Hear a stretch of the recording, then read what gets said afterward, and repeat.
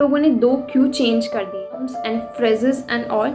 ये जो ये मसाला है, piece of cake. Guys, welcome back to my channel, and in this video I'm going to talk about some idioms और जो कि IELTS स्पीकिंग के लिए बहुत अच्छे हैं, क्योंकि मतलब ऐसा है कि अगर आप अपनी स्पीकिंग में idioms का यूज़ करते हो तो आपका स्पीकिंग का बैंड स्कोर हाई होने के चांसेस है। So let's get started. मेरा IELTS का जो एक्सपीरियंस था वो मतलब स्पीकिंग का मेरा एक्सपीरियंस काफ़ी अच्छा रहा। आपको बता दूं कि मैंने अपने क्यू कार्ड में 2 idioms यूज़ किए थे जो कि मैंने ऑलरेडी प्रिपेयर करके रखे थे, और ये ईडियम्स जो मैं आपको इस वीडियो में बताने वाली हूँ वो ऐसे ईडियम्स है कि जो आप किसी भी लाइन के साथ फिट कर सकते हो, आप किसी भी क्यू कार्ड में बोल सकते हो। ये बहुत ही जनरल ईडियम्स है जो आप हर दूसरे क्यू कार्ड में फिट कर सकते हो। 1 या 2 ईडियम्स तो आप एक क्यू कार्ड में अच्छे से यूज़ कर सकते हो। तो अगर आप ये 5 ईडियम्स तैयार कर लेते हो, ज़्यादा मैं नहीं बताऊँगी क्योंकि बहुत सारे ईडियम्स है, बट 5 ईडियम्स जो मैं आज आपको बताऊंगी आप ये अच्छे से प्रिपेयर कर लेते हो तो आप हर क्यू कार्ड में 1 या 2 ईडियम्स तो फॉर श्योर यूज़ कर पाओगे, और इससे आपका बैंड स्कोर बूस्ट होने के बहुत ज़्यादा चांसेस है। सो मेरा ओवरऑल IELTS स्पीकिंग का एक्सपीरियंस अच्छा रहा था and I got 7.5 in IELTS speaking. So उसके लिए मैंने एक वीडियो बना रखा है जो आप देख लेना, मैं कहीं यहाँ पे या डिस्क्रिप्शन में उसकी लिंक डाल दूँगी। तो स्पीकिंग में क्या होता है उसका मतलब उन लोगों का शेड्यूल कैसा होता है, स्पीकिंग का दिन का जो पूरा स्पीकिंग हॉल में जो मतलब वो होटल में जाने से लेकर रूम में जब आपका स्पीकिंग होता है उससे बाहर आने तक का सब कुछ मैंने उस वीडियो में डिस्क्राइब किया है। तो मेक श्योर कि आप वो वीडियो देखें। तो मेरा जो स्पीकिंग था वो वीडियो कॉल पे था, तो वो मेरे लिए एक अलग एक्सपीरियंस था। तो अगर आपका भी वीडियो कॉल पे हो तो आप वो वीडियो ज़रूर देखना। सो अब आते हैं इस वीडियो पे। ईडियम्स का हिंदी में मतलब होता है मुहावरे। जब हम हिंदी भी बोलते हैं और हम मुहावरों का सबसे ज़्यादा यूज़ करते हैं तो हमारी हिंदी भी काफ़ी अच्छी लगती है। तो same goes with English. English में भी सेम एप्लीकेबल है। इंग्लिश भी अगर आप एक नॉर्मल इंग्लिश बोलते हो उससे अच्छा है आप 1 या 2 ईडियम्स का यूज़ करोगे तो आपकी इंग्लिश एडवांस लेवल की हो जाएगी। दैट मीन्स कि आपका बैंड स्कोर एक लेवल अप हो जाएगा। कम से कम आप क्यू कार्ड में 2 ईडियम्स यूज़ करो तो ये बहुत ही अच्छा है, तो आपका बैंड स्कोर 7 से ऊपर जा सकता है।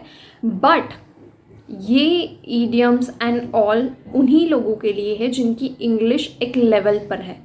मतलब ये नहीं कि आपको बेसिक इंग्लिश भी नहीं पता है फिर आप ईडियम्स पे जा रहे हो। तो अगर आपको बेसिक इंग्लिश ही नहीं पता है तो पहले आप अपना बेस स्ट्रॉन्ग करें और फिर ये सब चीज़ें डालें, क्योंकि बेस के ऊपर ये idioms and phrases and all ये जो ये मसाला है, तो मसाला आपको बाद में प्रिपेयर करना है, पहले आपको अपना बेस तगड़ा करना है। तो अब हम चलते हैं अपनी ईडियम्स की तरफ। 5 ईडियम्स मैंने प्रिपेयर कर रखे थे। I have prepared 1 entire complex sentence जो मतलब maximum I can guarantee you कि 99% क्यू कार्ड में मैं ये लाइन यूज़ करती थी। वो लाइन मैं वीडियो में बाद में आपको बताऊंगी कि वो क्या कॉम्प्लेक्स सेंटेंस मैंने प्रिपेयर किया था। उस कॉम्प्लेक्स सेंटेंस में 2 इडियम्स आ जाते हैं, एक लिंकिंग वर्ड भी आ जाता है, कॉम्प्लेक्स सेंटेंस भी बन जाता है। तो मतलब कि जो स्पीकिंग की कॉम्प्लेक्सिटी है वो बढ़ जाएगी और फिर से आपका बैंड स्कोर बूस्ट होने के चांसेस बढ़ जाएंगे। The first idiom is over the moon, और you can also say on the cloud 9। For example मुझे बोलना है कि मैं बहुत खुश हूँ या मैं बहुत खुश होंगी अगर ऐसा कुछ होगा तो अगर मैं ये बोलती हूँ I am very very very happy, तो ये एक सिंपल सेंटेंस है, इसकी उतना आपको क्या बोलते हैं उसको, अबे जल्दी बोल, कल सुबह पनवेल निकलना है। इतना उसका प्रभाव नहीं लगेगा, है ना। अगर मैं ये बोलती हूँ कि I am literally over the moon, तो ये सेंटेंस थोड़ा भारी लगता है, IELTS के लेवल का लगता है ना।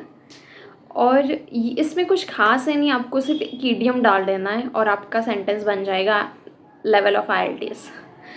तो ये यूज़ करना है कि जब भी आप बोलना चाहते हो कि वो बहुत खुश है, उसने उसने ये काम किया, उसकी वजह से ये वो जो बंदा है वो बहुत खुश है, तो आप बोल सकते हो that guy is literally over the moon. Idiom आप बहुत सारे क्यू कार्ड में यूज़ कर सकते हो, क्योंकि मतलब बहुत सारे क्यू कार्ड में आप एक ऐसी लाइन तो बोल ही सकते हो कि वो क्यों खुश थी, या मैं खुश हूँ, मैं बहुत ज़्यादा खुश हूँ, और या फिर मैं उस टाइम बहुत ज़्यादा खुश था। तो इसमें टेंसेस आपको अपने हिसाब से लगा देना है, बट ईडियम यही रहेगा कि I am literally over the moon, I am literally on cloud 9। Okay, second idiom is an uphill task और डाउंटिंग टास्क। इसका मतलब होता है कि कोई ऐसा काम जो कि बहुत ही मुश्किल है। जैसे कि फॉर एग्ज़ाम्पल अगर मुझे बोलना है कि ये काम मेरे लिए बहुत ही मुश्किल है, तो मैं बोलूँगी that this particular work is like an uphill task for मी। या फिर कुछ भी आपको जैसे बोलना है कि ये स्वीकारना मेरे लिए बहुत ही मुश्किल है, it is almost an uphill task for me to accept this. तो ये मतलब आप ऐसे बोल देते हो कि it is very hard for me, तो ये एक नॉर्मल सेंटेंस लगेगा, ये मतलब सिंपल सेंटेंस लगेगा। बट अगर उसकी जगह पे आप ये बोलते हो कि it is an uphill task for me, तो आपके सेंटेंस पे एक वज़न रहेगा। और मतलब मैंने पहले बोला कि IELTS के लेवल का आपका सेंटेंस लगेगा सिर्फ एक वर्ड चेंज कर देने से। तो अपहिल टास्क या डाउंटिंग टास्क दोनों का मतलब सेम है, आप कोई भी यूज़ कर सकते हो कि it is a daunting task for me, ये मेरे लिए बहुत मुश्किल है। It is an uphill task for me, ये मेरे लिए बहुत ही मुश्किल। Third idiom is piece of cake. A piece of cake का मतलब होता है कि कोई काम जो कि बहुत ही आसान है। फॉर एग्ज़ाम्पल अगर मैं बोलती हूँ कि ये तो बड़ी ही आसानी से ये काम कर देगा, सो अगर मैं ये इस सेंटेंस का इंग्लिश में ट्रांसलेट करती हूँ, it is very easy for him to do this work. और अगर मैं ये बोलती हूँ, अगर मैं ईजी की जगह पे पीस ऑफ केक लगा देती हूँ कि it is like a piece of cake for him to do this, कि उसके लिए ये बहुत ही आसान काम है। सेंटेंस का मीनिंग वही है, बट ईजी की जगह पे मैंने एक ईडियम डाल दिया है, और आप देखो कि जो सेंटेंस है वो कितना एडवांस लग रहा है इंग्लिश में। तो make sure use this idioms in your IELTS speaking. Writing में आपको ईडियम्स यूज़ नहीं करने, राइटिंग में आप ईडियम्स यूज़ नहीं कर सकते हो, मतलब आई एम नॉट प्रिटी श्योर कि आप कर सकते हो या नहीं, बट राइटिंग में ऐसा उन लोगों ने मेंशन किया है राइटिंग के क्राइटेरियाज में, कोई भी प्रिपेयर्ड चीज़ आप उसमें यूज़ नहीं कर सकते। कोई ईडियम है, फ्रेज है, या फिर किसी ऑथर की लाइन है, या सब, तो ये जो पहले से प्रिपेयर किया हुआ है जो आपका खुद का नहीं है, वो राइटिंग में आप नहीं यूज़ कर सकते हो। बट स्पीकिंग में ऐसा कुछ नहीं है, स्पीकिंग में आप बिंदास ईडियम्स यूज़ कर सकते हो, एंड ईडियम्स स्पीकिंग में यूज़ करने ही चाहिए, क्योंकि one of my friend he got 6 band in speaking, I think it was before 1 year. तो वो बहुत ही नॉर्मल सिंपल से सेंटेंस बोलता था उस टाइम, फिर उसको जब पता चला कि ऐसे ऐसे ईडियम्स यूज़ करने हैं, फिर जब उसने IELTS की स्पीकिंग की exam the, he got 7.5 because he used this kind of idioms. And ये टिप उसी ने मुझे दी है कि मतलब मेरा IELTS में ये फर्स्ट अटैम्प्ट था, and in first attempt I cleared it with 7.5 overall, with 7.5 in speaking. First attempt में ही उसने मुझे थोड़ी ये टिप्स दी थी कि ये इडियम्स ज़रूर यूज़ करना, स्पीकिंग में कुछ यूज़ करे ना करे, कॉम्प्लेक्स सेंटेंस और इडियम्स तो यूज़ करके ही आना। तो मैंने इसीलिए ये 5 से 6 इडियम्स प्रिपेयर किए थे जो मैं हर क्यू कार्ड में बोल देती थी। मैंने मकर के क्यू कार्ड्स प्रिपेयर किए थे, बट अगर कोई बाहर का क्यू कार्ड भी आ जाता ना, तो भी मैं इन 5 में से 1 या 2 इडियम्स तो उसमें यूज़ कर सकती थी। Number 4 is cup of T.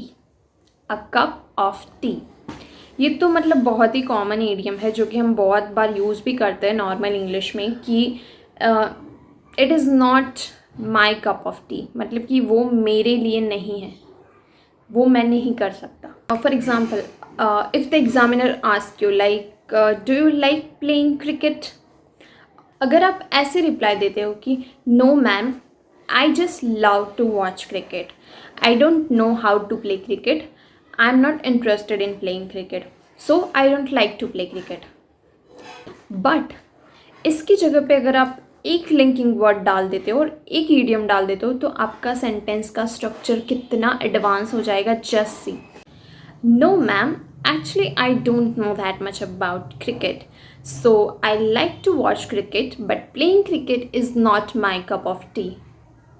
Just see. आप वीडियो बैक करके देख लेना कि जो पहले वाला सेंटेंस है और जो ईडियम और लिंकिंग वर्ड यूज़ करने के बाद वाला सेंटेंस है उसमें कितना डिफरेंस है। मतलब अगर आपको 6 बैंड या 6.5 चाहिए तो आप नॉर्मल सेंटेंसेस यूज़ कर सकते हो, बट 6.5, 7, 7.5 के लिए आपको ज़्यादा से ज़्यादा complex sentences, linking words, idioms ये सब यूज़ करना पड़ेगा, तो ही आपको 7 से अप बैंड मिलेंगे। Idiom number 5 is leave no stone unturned. इसका मतलब होता है कि कुछ भी बाकी ना रखना। दैट मीन्स कि मैं फॉर एग्ज़ाम्पल कि मैं इस चीज़ को पाने के लिए अपनी जान लगा दूंगा, मैं कोई भी रास्ता बाकी नहीं रखूँगा। तो इस मीनिंग को समझाने के लिए ये वाला ईडियम है कि leave no stone unturned. For example अगर मैं आपको बताऊँ कि I will work hard to clear my IELTS exam, ये एक सिंपल सेंटेंस है। अगर मैं इसमें ईडियम डालती हूँ तो क्या हो जाएगी कि I will leave no stone unturned to clear my IELTS exam. You can see the difference. So this are the 5 idioms जो कि बहुत ही ईजी और नॉर्मल ईडियम्स है।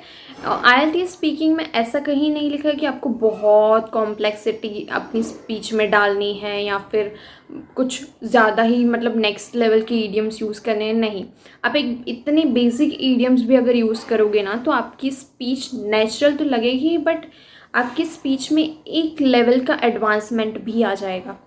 तो ये 5 ईडियम अगर आप प्रिपेयर कर लेते हो तो आई कैन गारंटी यू कि मतलब 99% क्यू कार्ड में आप ये ईडियम्स यूज़ कर सकते हो। एटलीस्ट इसमें से 1 या 2 तो सारे क्यू कार्ड में आप यूज़ कर सकते हो। तो मैं क्या करती थी कि मैं जैसे मैंने मकर में से क्यू कार्ड्स प्रिपेयर किए थे तो मैं स्टोरी ही उस टाइप की बनाती थी कि मतलब मैं एक सेंटेंस ऐसा डाल ही देती थी कि ये मेरे लिए आसान नहीं है, ये मेरे लिए बहुत मुश्किल है, मैं इस चीज़ को पाने के लिए 100% जान लगा दूँगी। ऐसा एक सेंटेंस तो डाल ही देती थी जिसकी वजह से मैं ये ईडियम्स यूज़ कर पाऊँ।